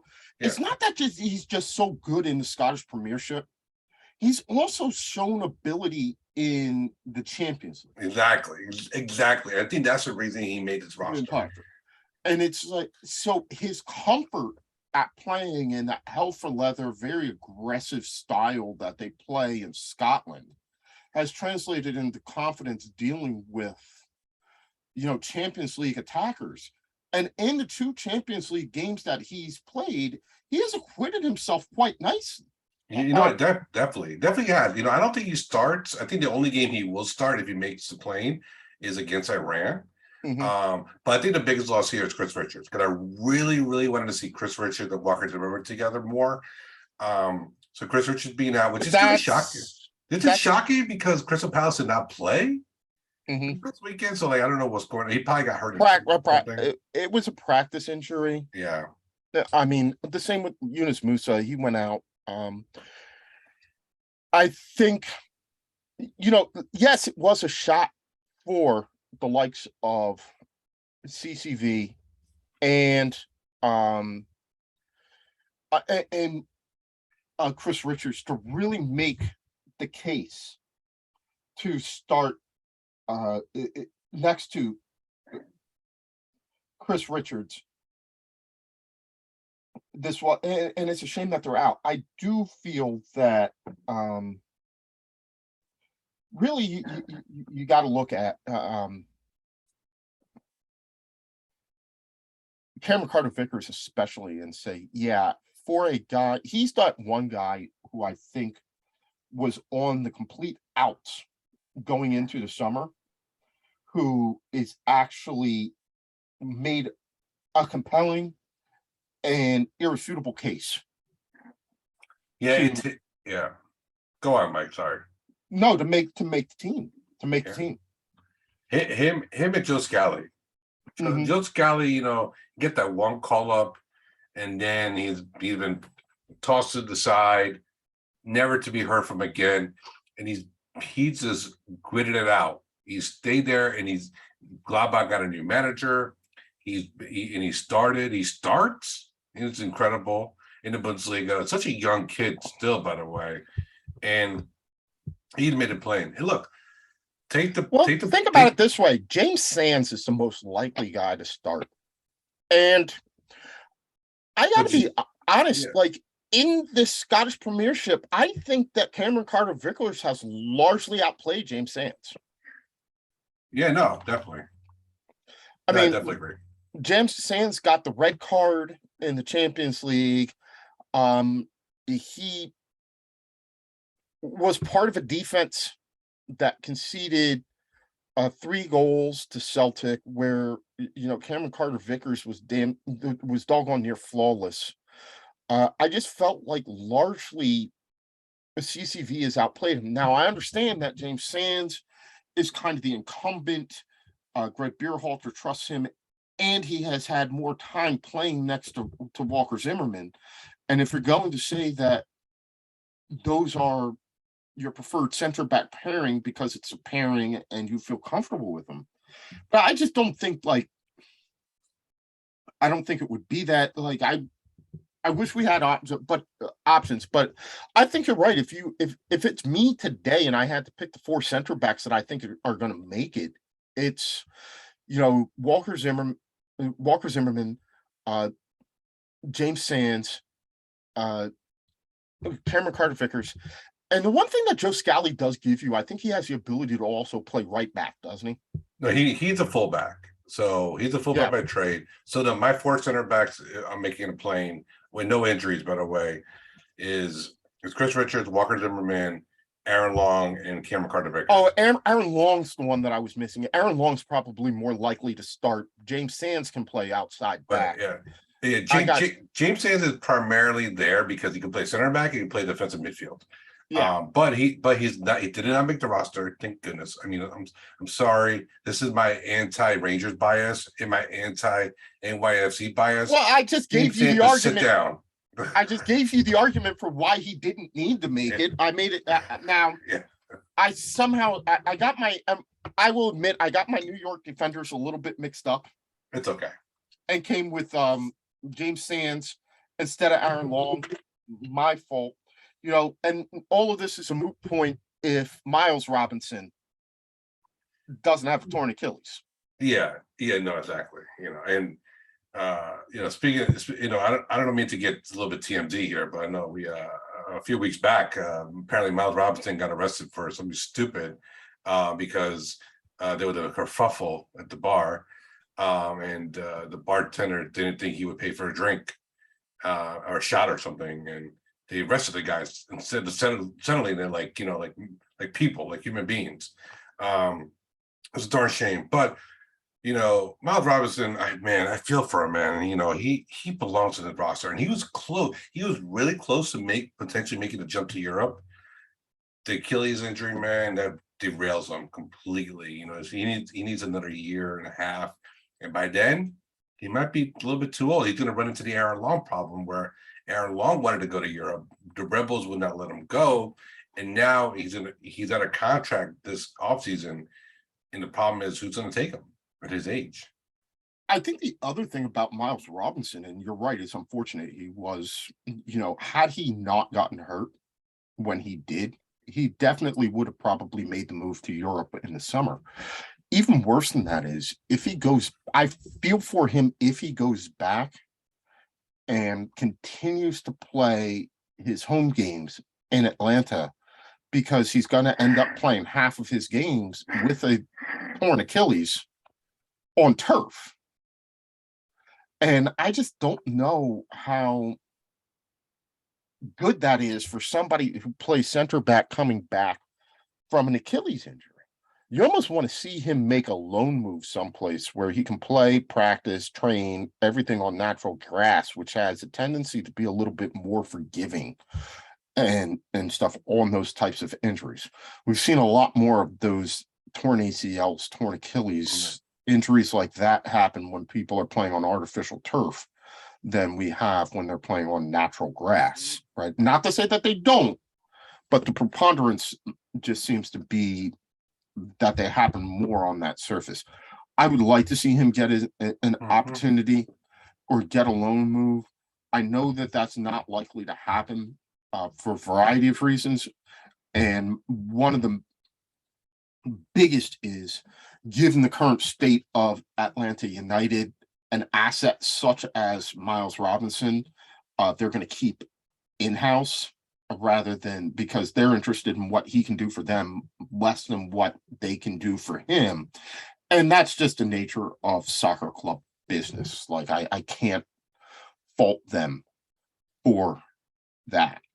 No, as far as the rest of the team, I think we see the bulk of what we expect to see, and we see that next layer of guys right behind who we would expect to see on there. You know, there's a couple of people on this roster who I don't know if they make it if everybody's in full health, but at least we know kind of who the chosen backups are right now. So who do you think is actually competing for their roster spot or their seat on one of the 26 on the plane to Qatar? Okay, so we already talked about the forwards. So I think those three are competing for 2 spots. That's my theory. Okay, it's only mine. I think the goalkeeper position it's locked. I think it's going to be Turner who starts. I think he's sort of earned that. Zach Steffen's been just blah, so he's gone. The fullbacks, and let's assume everybody's healthy except for Miles Robinson. I think the issues are going to be does Greg Berhalter take a Malik Tillman with him? Or Malik Tillman, sorry, Malik Tillman. Does he take him with him? Does a Joe Scally squeak by, right? Paul Areola is on the cusp. I don't think he makes it, and the only reason he's here is because Away is hurt on his roster. I think Jordan Morris is on the inside. He's on the inside. I think he makes a plane, but the Sounders have been kind of blah ever since winning the Champions League. So I think the two. I know Paul Areola plays on the right, Jordan Morris plays on the left, but potentially, I think Tim Weah is flexible. So potentially, Paul Areola and Jordan Morris are competing for a spot. But I think Jordan Morris makes it over Areola, and I think he has a much more skill. He has a much better skill set. I would agree with you. I think that Jordan Morris offers a lot more to the team than Paul Areola does. And this is not discounting Paul Areola's service to the U.S. men's national team. I feel for him that he never got to play in a World Cup, but yeah. Yeah, no, it's tough, man, because you know what? If the U.S. made it in 2018, he makes out that plane. Definitely. For sure. Yeah, so we already talked about center backs. Kellen Acosta makes it. He's on a plane. Something drastic needs to happen with him for him not to go. But I think he's so good at set pieces that, and also he can play the Tyler Adams position as a 6. So that's why he's sort of the backup. He's almost the next man off the bench for Tyler Adams. Yeah, he's not almost. He is. Yeah, that's how it is. So no, I think Malik Tillman is going to be the one, a super young player, and it's funny you're saying that because considering the rest of the roster, it's very, very young. This roster is built. It's going to be built for 2026. This is a warm up for them, and they're so talented that they could potentially make a couple rounds into the knockout, which is scary when you come to think about it. But Malik Tillman, who's a little bit more inexperienced compared to the rest of the players, I think he's going to be the one. Jurgen Klinsmann's always said the World Cup is a young man's tournament, and you need young players who have energy, who could fly, who could play 3 matches in a group stage, major minutes. And Malik Tillman is young enough. He doesn't have as much miles on his legs. He can do that. So he's going to be the one I'm looking forward to. I potentially think he's going to be the last man on the plane to Qatar. I don't know. I worry about Malik Tillman's inexperience. He's not getting a ton of minutes for Rangers right now. He's used sporadically there. We haven't seen him a lot with the U.S. men's national team. Yeah. It seems to be kind of a force issue with him. I'd almost say let him play in the Olympics and get another couple of years under his belt, and then bring him in. Yeah, no, I agree. But then again, remember 2014, Julian Green scored a goal against Belgium. Okay. So all of the guys that he brought in that time played a role. I mean, DeAndre Yedlin John Anthony Brooks, and Julian Green, all of whom were surprise inclusions, all of them were contributors. That's So true. sometimes you got it right. All right, we're going to welcome in Chelsea Mike and do a little bit of chat about MLS real quick, too. Man after my own heart. Know what you're doing. Yeah, go Birds. So that was Monday what Night it was. Football. That was what it was. You were waiting for halftime to come on. Absolutely. Those of us who are really invested in the future of this show managed to figure out a way to get on from the start. Hey, I come on when I'm invited, and I always bring my A game. So don't worry about that, Michael.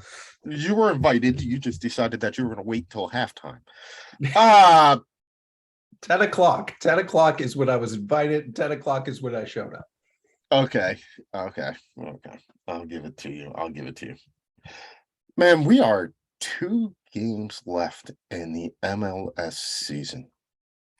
The Union will not tie the record for second most points ever. A draw at Atlanta United cost them that shot. They can still, with 2 wins, get to 70 points, which would put them in the top 5 of points all time. Elsewhere, LAFC picked up a rare win, keep themselves alive. I'm wondering, Rob, can I get you back for a second? I was going to talk about that, Rob, because you were at DC United and Inter Miami. And the big talking point from MLS, gentlemen, is the kerfuffle that happened in Inter Miami and DC United. Now, Rob, I'm not going to be strange enough to ask you to give us what happened, because I know that you don't know anything more than we do, because if the refs on the field didn't hear anything, I doubt you in the stands did. Yeah, no, we definitely obviously we didn't hear anything, but and I was actually decent, close enough where I heard like players talking and everything, so I had good seats, but it was a little bit chaotic on the stands because like the ref was going here, going there. There was a push, like a hard push, like right to like someone's like shoulder. It was like chaotic, and we didn't know what's going on. The ref was like going between players, between the captains, and went to the managers. We had no idea what's going on until afterwards. All right, so the story is that Taxi Fountas directed the N-word at one of the Inter Miami players who had committed a foul, confronted him at some point. Fountas, of course, denies this. The refs said that they did not hear anything. VAR said that they could not tell anything. But it was DeAndre Yedlin and one of the Inter Miami defenders who said that they heard him say this. The ref stopped the game. DeAndre Yedlin told Phil Neville, the former Manchester United player and manager of Inter Miami, that they were not going to play unless something was done. The ref talked to the managers. Wayne Rooney, the manager of DC United, immediately subbed Fountas, and MLS said they were going to investigate. Now, Rob, the reason I wanted you to actually talk about this was this is not the first incidents of controversy and or bad blood surprisingly, between DC United and Inter Miami. Who knew that there was any sort of rivalry in between DC United and Inter Miami until this weekend? Apparently, there was precautions taken because of a fear of a confrontation in between DC United fans and Inter Miami fans in retaliation to an event that happened during the away game when several DC United fans were assaulted, I guess you could say, by Inter Miami fans, and at the same time had the tires on their cars slashed by members who ostensibly affiliated with Inter Miami. So what in all blue blazes is going on between DC United and Inter Miami? I had no clue. Luckily, the ultras, I mean, are they really ultra, the MLS, whatever, the fans, supporters groups, they were behaved. I don't think many supporters groups members from Inter Miami made the trip up there. Look, let's be frank. These Miami Beach is or Fort Lauderdale, actually. Let me be specific. Fort Lauderdale, because that's where Inter Miami play, is a much nicer place to go to for vacation than DC. You know, there's no beach in DC. There's a couple of rooftop pools, maybe, but Miami's where it's at. So obviously the DC supporters groups and members said, you know what, we're going to go to Miami, make a vacation out of it, support our team. And then what happens? They get assaulted and they get their tires slashed. So coming back here to DC, I don't think Miami folks made the trip, really. I was paying close attention to 111 and 112, which is where the away supporters go. There were people up there, but they were not supporters groups at all. So that part was squashed. Thank goodness, because that would have been just nasty. And though I will tell you, if I did see Miami Ultras up there, I would have ran after the game, found where they're going to meet up at, and start yelling World Star as I videotape it. But the game, man, you know, like, so this ref, I forget his name. He's refed a bunch of games. He's an awful ref. And the only person who really comes out looking good here from DC United is Wayne Rooney. Wayne Rooney pretty much said, you know what, I'm going to solve this right now as best as I can, and the only way he can at the moment, and take Fontes out. Be like, you know what, you're not playing anymore, it's done. It probably did not help the situation as far as the actual game went, but Wayne Rooney did something about it. And I think Wayne Rooney pretty much is leaving up to the league to figure it out. DeAndre Yedlin, actually, good for him for sticking up for his player. It's not shocking that the ref doesn't hear things all the time. You know, the ref's not in a good position, or it's kind of loud, or whatnot. It's bound to happen, you know. But like, look, DeAndre Yedlin and his teammates, I'm not going to lie about that at all. They would never lie about it. It happened. We don't know what happened, and I'm not saying that DeAndre Yedlin and his teammate would have lied. Just like the ref didn't hear, who knows, right? I support Wayne Rooney in saying, like, we're going to leave it to the league to figure it out. I would say that if I was Wayne Rooney, Fontes wouldn't be training with the team. I'd sit him. Now, fortunately, there's a 2-week international break again for MLS as well. So I just wouldn't have him around the team right now, because I feel like it puts his teammates in a bad situation, because if he's there, they have to back him, and that's going to make a lot of people uncomfortable. Yeah. I think the best solution is just to, you know, put him, you know, hey, here's what you're going to do. You're going to work on your health and fitness off to the side for right now, until they sort this out, and then we'll see where it goes. And the season's about over for DC now. Let's be honest. So no loss. And then, you know, I'd let him sit, and I'd let him quietly leave, because no matter what the outcome, like you said, the likelihood of DeAndre Yedlin and them lying about this and saying that he said something that he didn't to start something is slim to nil, which leaves he said something that he should not have, or more likely they're not going to figure out what he said. Either way, I think it becomes more of a problem for the team to keep him than not.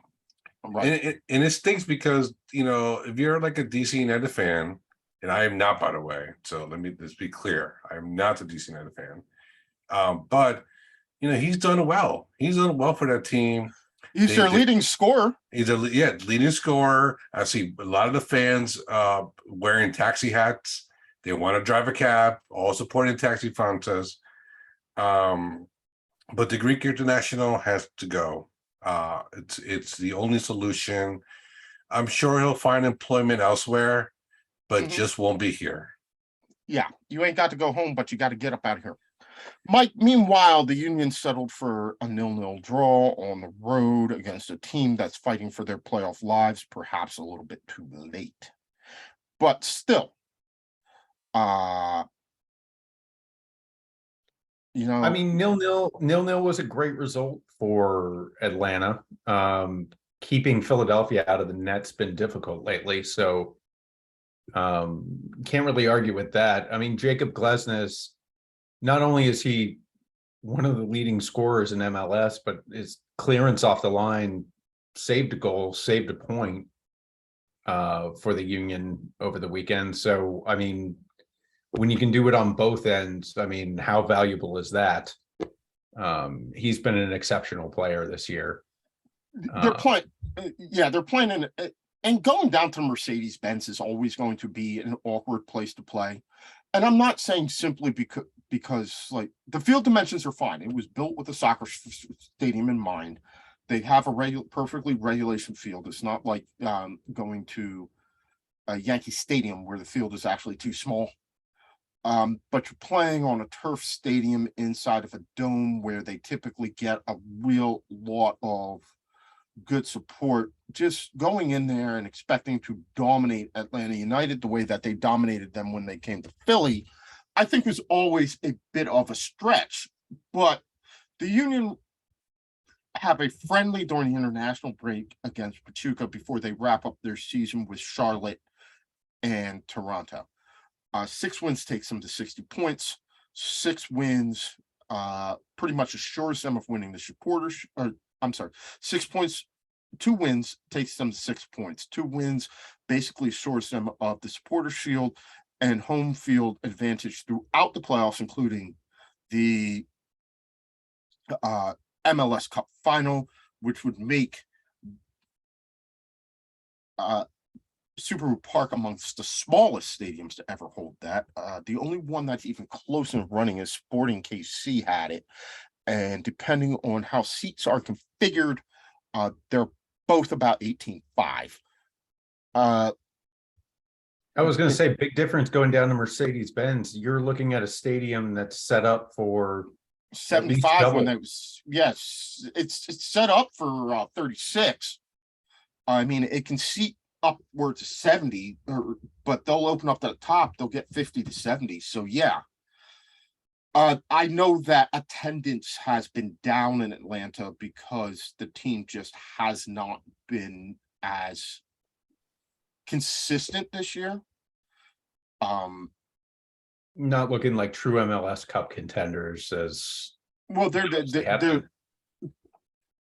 It was 2 wins in a row that made them think that they had a shot to get back into the playoff race. But I think even the draw in a must-win game isn't good enough to get you into that top 8 or that top 7 that you need, where you need to be.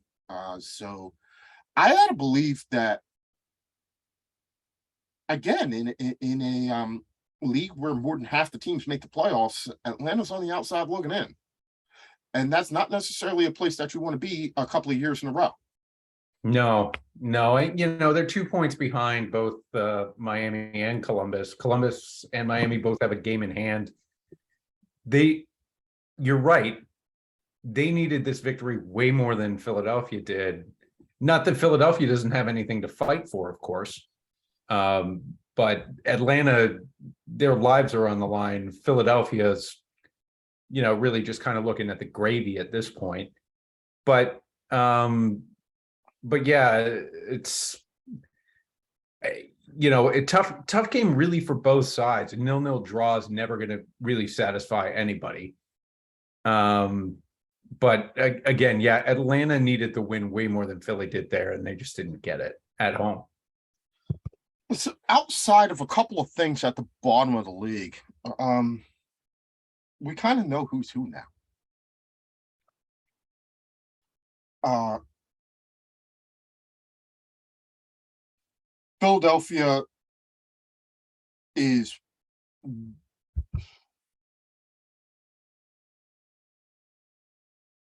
Philadelphia has a 5-point lead. It's 6 if you consider goal differential. So Montreal has to win both of their last 2 games, and Philadelphia has to lose both of theirs.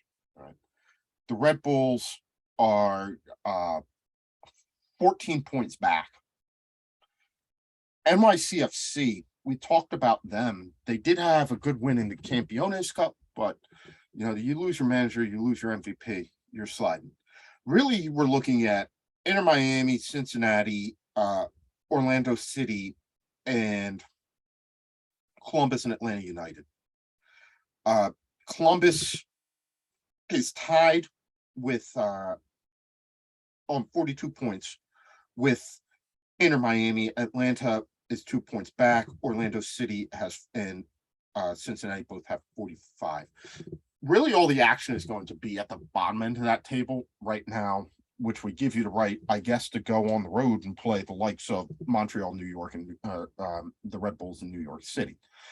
I guess if you have to play the Red Bulls, the place to play them is at home, because Rob will tell you they just don't play as well there. In the Western Conference, kind of the same situation. LAFC has a 9-point lead. They have, for all intents, they have clinched home field advantage throughout the Western Conference. Austin coming in at number 2. FC Dallas is looking pretty safe at 3. They have a 3-point lead over Nashville.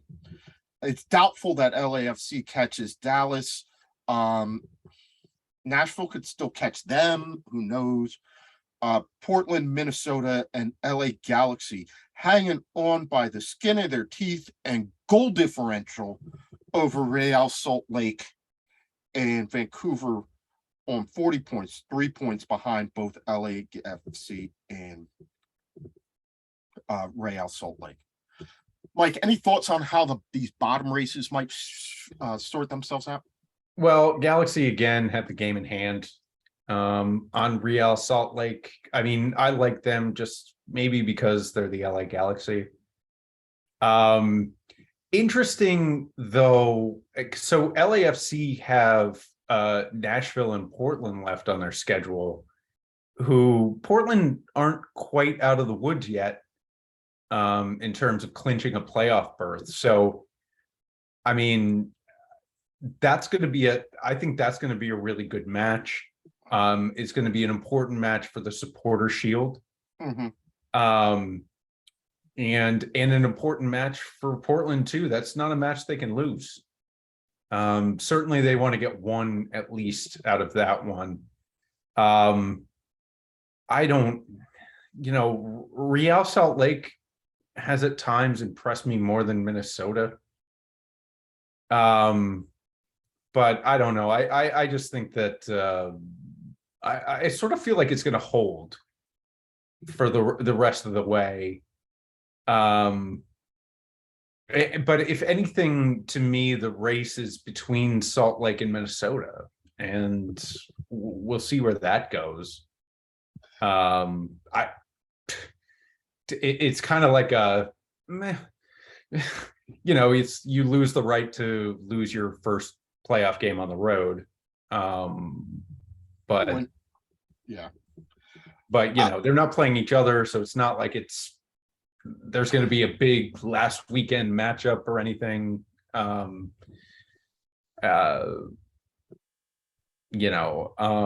Eastern Conference, again,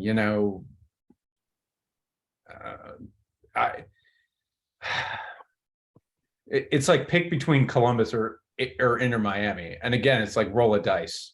I don't think they're not catching Cincinnati.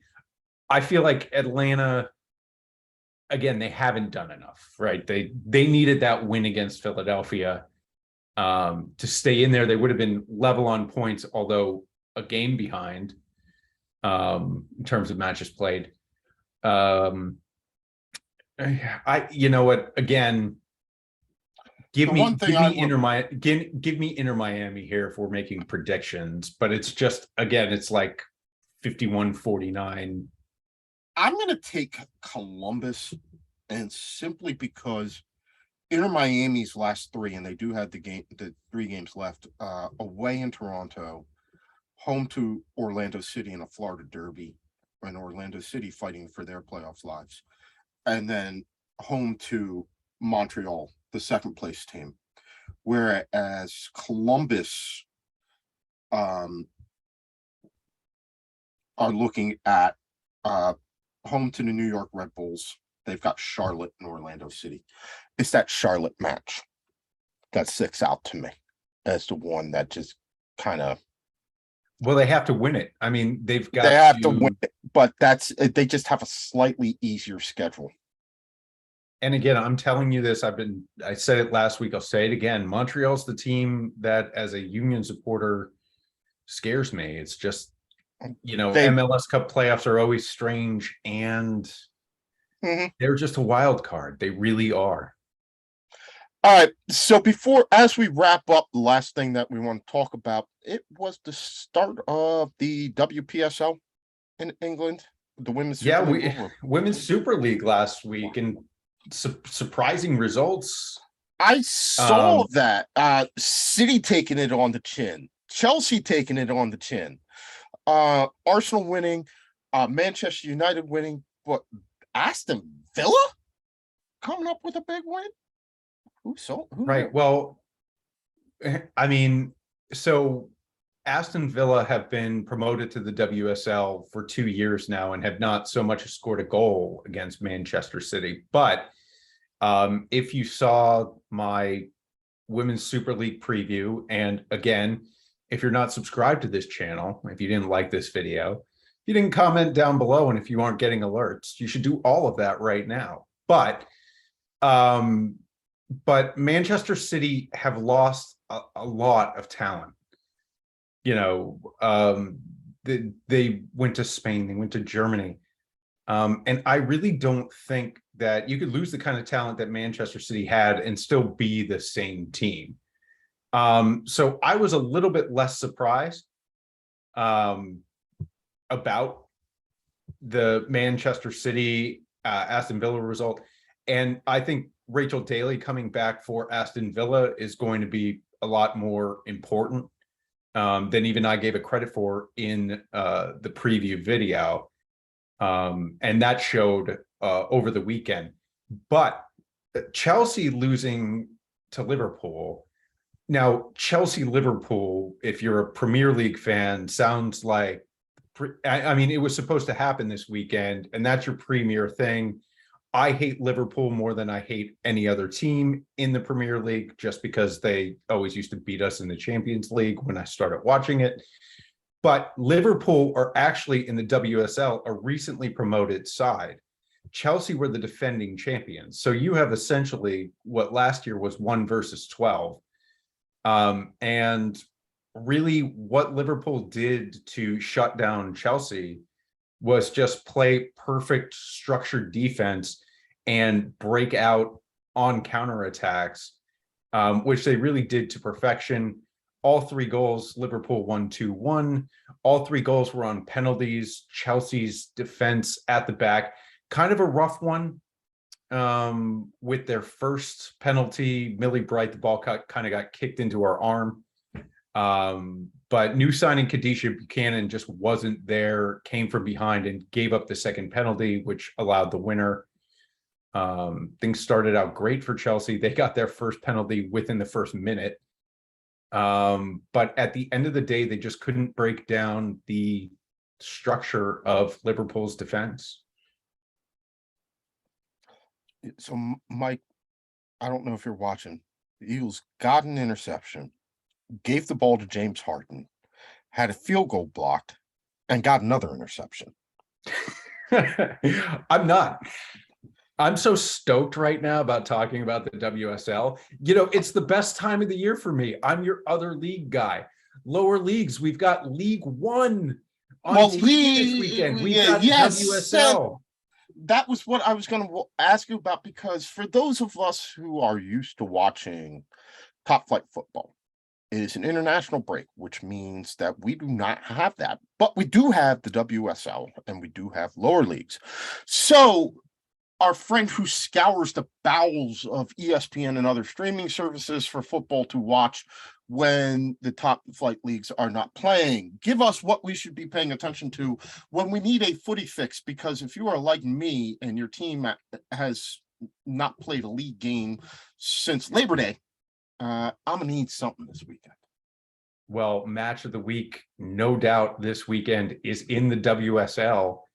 We talked about it. Two teams had very disappointing losses last weekend. Chelsea, Manchester City, they're both long time, the last 2 years, 3 years, prominent players, and both took bad losses. They'll play each other this weekend, 11 a.m. on Paramount Plus. And again, I've been saying it over and over again. You already subscribe to Paramount Plus to watch the Champions League, so you can watch WSL, Chelsea, Man City. It is the best matchup anywhere in the world in any league of football this weekend. Chelsea, Man City. You've also got Liverpool, Everton in a Merseyside derby after that in the Women's Super League on Sunday. But on Saturday, we also get League One, Forest Green, the newly promoted side from League Two, taking on Exeter City, their newly promoted brothers. Exeter City having a way better time of it. I know that in Exeter City is the pod darling, our dear friend Sean. We miss London Sean, but Exeter is his hometown team. So yes, we are interested to see how they fare. Yeah, and Forest Green also a pod darling for their, unconventional philosophies on life, and vegan food and environmentalism and sustainability and stuff. So two pod darlings face off on Saturday morning on ESPN Plus, League One. You've also got after that 7:30, and then after that you've got Peterborough and Port Vale.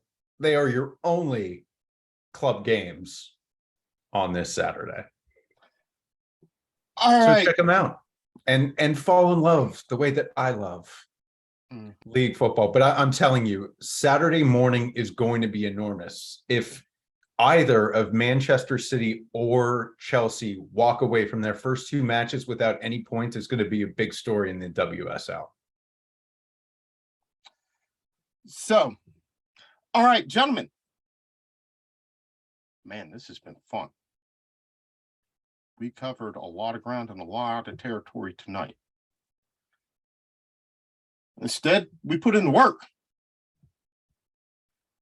So I want to thank Los and Yves, the bartender, coming on with this. Coming in, that Yves came in hard. Not only did he give us a solid report, he gave us a cocktail. What was it called again? That was a Rob Roy. Rob Roy, that's right. Scotch and vermouth and bitters. I'm gonna have to try this, right? So he said that was a classic for the Madrid derby. Bayern Rob with his trophy. Stat boy putting in the extra work. Yeah, that's sick, Rob. That's a sick pokal. Yes, and putting in the work, covering Bundesliga, covering German national team, covering US men's national team, covering MLS. Mike coming in to wrap it up, taking time out from watching his beloved Eagles. We appreciate it. So, gentlemen, for Yves the bartender, Los and El Gato, Bayern Rob, Chelsea Mike, and especially producer Stead, I'm Mike. We did all right this week, and we'll do better next week.